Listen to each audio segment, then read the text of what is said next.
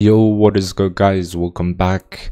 Today we have another video. You know the drill. We are going to be looking through the Game Week 25 Premier League games and predicting them as well. So let's get straight into it. The first game we have is Brentford versus Liverpool. Now Brentford have actually been not too bad in form. They actually beat Wolves 2-0 in the last game, and Tony is back and he's scoring already. Like, it's just what he does. And we got the news that he will most likely leave this season, and a solid team Brentford are, I gotta be honest. And Liverpool, we know they are doing well. Nunez is having himself a pretty good season, I would say. So far he has 8 goals and 7 assists this season, and a positive is Salah is back in training as well. So the team is in the title race as well, as we all know, and my prediction is going to be a 3-1 win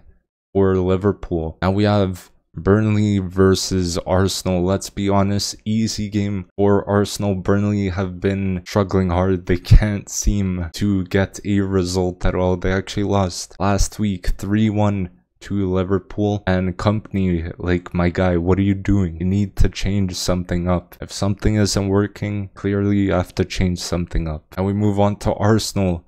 Arsenal have been very good, stay in the title race, still absolutely smoked West Ham, unbelievable, 6-0, unreal. Declan Rice scored against his former club, and they were actually booing him when he was being subbed off. Arsenal are 2 points off the top of the table, so hopefully we could get there with this result. And my prediction is gonna be a 3-0 win for Arsenal. Now we have Newcastle versus Bournemouth. This match here, this one right here, is very underrated. Newcastle have been doing not too bad, actually managed to scrape a win versus Forest. Not doing as well as they did last season, but I think they overperformed last season. And Bournemouth, a underrated team, doing not too bad, but they did lose 3-1 to Fulham, which is unexpected. They have to do something there. Like, I don't know, they've been in some pretty good form like in past games, but recently it hasn't been too good, and they have had a drop in form a bit. So hopefully they could switch that up, but I see this game ending as a 2-1 win for Newcastle. Now we have Fulham versus Aston Villa. Now Fulham have actually picked up their form after like a few bad games, and it seems like no win, like after a few games that they did not win, and they managed to beat a underrated Bournemouth side, as I believe I mentioned like a few seconds ago. And they managed to actually sign Broha from Chelsea on loan, and they need a striker, as Jimenez is kind of getting up there in age. And Aston Villa, on the other hand, they have been pretty good, although they did get beat by Manchester United, and they did play better, if I'm being honest, but they just couldn't find the net. Douglas Luiz with his shimmy celebration killed me. This guy was like, it was too funny. But my prediction is going to be a 3-1 win for Aston Villa. Now we have Nottingham Forest versus West Ham for the next matchup. It's a great game upcoming here, actually. Forest have been a not bad team. Anthony Elanga has been so good for them. This team has been struggling recently, though. Last time they won a game was December 30th. That's over 2 months ago almost. That was against Manchester United. And West Ham, on the other hand, they have dropped in form as well. They lost 6-0 to Arsenal, as I mentioned before. They've just been getting cooked, like, and West Ham, their fans are leaving the stadium early in that Arsenal game. That's crazy. Like, Moyes got his stuff wrong in those past few games, so maybe this game he'll get it right, who knows, but we have to find out. And my prediction is going to be a 2-2 draw between these two sides. Now we have Tottenham versus Wolves. Now Spurs have actually been pretty good finding their form once again. Brennan Johnson got the winner versus Brighton in the 96th minute. Ange has turned this side into a pretty entertaining footballing team. Like, it's actually pretty good to watch them play. They play some nice football. Gotta give them credit where it's due. And Wolves put up some fights recently as well. They have had some tough games, lost to Man United, then after went on to beat Chelsea. And a key player in that team is Pedro Neto. He is a very, very talented footballer. And my prediction is going to be a 3-2 win for Tottenham. Now we move on to one of the biggest games this weekend, probably the biggest game, Man City versus Chelsea. Now that is a game I'm looking forward to. Man City in superb form. They always hit some next level form like mid-season. Haaland, as we all know, he has scored 51 goals in his first 50 starts. That's unbelievable. This guy is genuinely the best striker in the world, like hands down. This team is aiming for the treble again, I swear. But Chelsea, on the other hand, they have been good and bad. Very interesting club at the moment. They like lose one game